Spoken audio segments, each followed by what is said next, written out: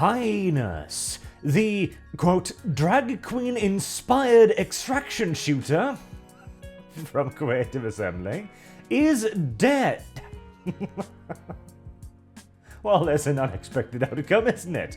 After all, it seems so popular, and with such a stunning and brave art direction, I can't understand why the game was cancelled a week after its closed beta.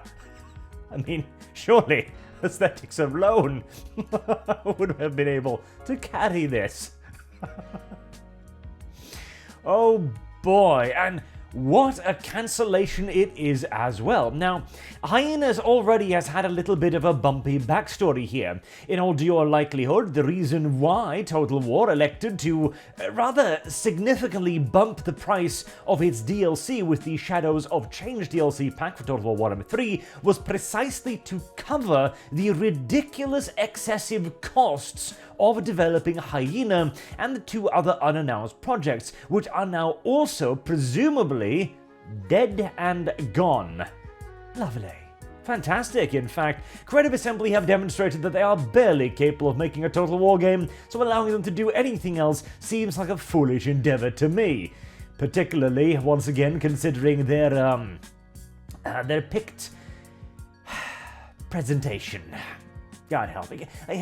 You know what the worst part is? This came very shortly after SEGA visited their studios, in which Creative Assembly described Hyenas as a challenging developmental project. Can you imagine? You've got a boardroom full of straight-laced, suit-wearing Japanese people from SEGA. They sit down, and some Creative Assembly hippie, some European, as remember, they are a European games company that receives support from the UK government, but details, eh? Wanders into the room and shows them this, loud and proud on screen. Wherefore diversity, as all of the Japanese people start turning to each other and speaking native.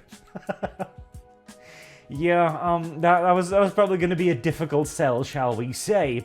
And, better still, the absolute disaster that is Hyenas is also leading to firings and general, issue downsizing across Creative Assembly. And I just want to point out, what an absolutely titanic mismanagement this must have been. Because we're not talking about just one failed project here. This is Creative Assembly. They've got some of the biggest cash cows in the business. Total War Warhammer is still mooing happily with dozens of pieces of extremely lucrative DLC. Everyone I've heard talk about this from within CA say that the DLC costs next to nothing to produce and earns ridiculous quantities. And yet still, due to the sheer amount of money they have flushed straight down the diversity toilet, they have now arrived at the position where they're gonna have to fire people and yeet entire crews. Now, to be fair, the mismanagement might also come not simply from a single game, but the fact that CA employs something like 800 people. 800 people. That is... It's like when you hear about Twitter having thousands of employees, right? And nothing is ever getting done there before Elon went in and yeeted the vast majority of them. You probably do not need 800 people to make Total War DLC. In all due likelihood, that's a bit too much. And SEGA is now cracking the whip. We talked about this before, but SEGA is actually a pretty damn good owner because by and large they're very hands-off. They allow companies to do whatever they want until, they start getting a noose around their neck and hanging themselves, at which point SEGA usually steps in and goes, "No, silly gaijin, please don't, this is our money you're wasting here," and then begin doing some rather drastic things, which is probably what's happening to Creative Assembly right now. Now, there are rumors going around that CA recently put out recruitment posters for people who might have expertise in making game engines, which would fall rather neatly in line with this idea. Because if I were to speculate here, Creative Assembly had to have the Sega leadership. They showed them this. They yelled at them loudly and insistently in Japanese for a bit, I would presume, and gave them one last chance. The closed beta needs to do well. You have to demonstrate to us that the West actually wants this garbage, otherwise we are pulling the plug with extreme prejudice. And so they did. Boom. They probably also urged CA to, get back to doing what they actually do well, Total War games. And thus they have begun developing a new engine, which is long overdue. People are getting very, very sick of their current engine. It is fatally and inherently flawed. And if they want to make another big bang seller, they need a good pitch. And to be fair, Creative Assembly is by no stretch of the imagination done. Yito Cheeto a couple hundred employees so that you can actually get back to making video games that you know sorta, pseudo, kinda how to make, and then announce Medieval 3 or Total War Rome 3 or something, one of the big bangers in a brand new engine, and you will be able to haul people back in. This is exactly what they did with Shogun 2, for example. After recent debacles at the time, they went back to their roots with a fairly basic video game. In all due honesty, Shogun 2 wasn't anything particularly revolutionary beyond the multiplayer, which was excellent, and it earned them back a lot of goodwill. Goodwill that Creative Assembly is currently shedding about as rapidly as it possibly can with recent increases in DLC pricing, which was done, once again, I reiterate and stress, solely to finance their enormous fuck-up in the ways of Hyena. They need to now get back to the basics. Make Medieval 3. It'll be an enormous slam dunk success, even if the game is utter garbage. Even if it launches in the state of Rome 2, the pre-orders alone will pay for the development and then some. And then simply turn that into the next big fat useless cash cow. I am already entirely reconciled, yeah, more or less, to the idea that I am going to be asked to pay through the nose for Total War Medieval 3. I'm going to have to buy Venice, Milan, the Holy Roman Empire piece by piece. I know.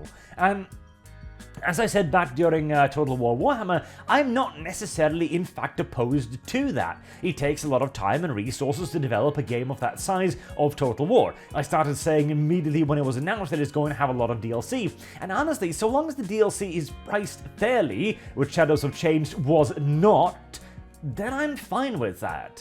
I mean, I'm a Paradox player, and they nickel and dime me for literally everything, even when they were good.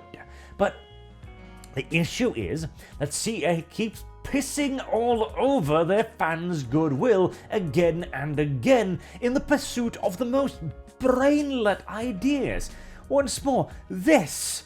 Okay, you're gonna make an arena extraction shooter, a hero-style extraction shooter in this day and age. Really? You're going to compete with Overwatch. You're going to compete with Paragon. You're going to compete with all of these, are you? You, Creative Assembly, who can barely manage to make a quality product of the thing you've been making for decades. And then you figure, oh, well, let's make it progressive too. Oh, shoot me. No. This is CA being given a very strict, very strident message by their bosses. Stop fucking around and get back to earning us money, Gaijin.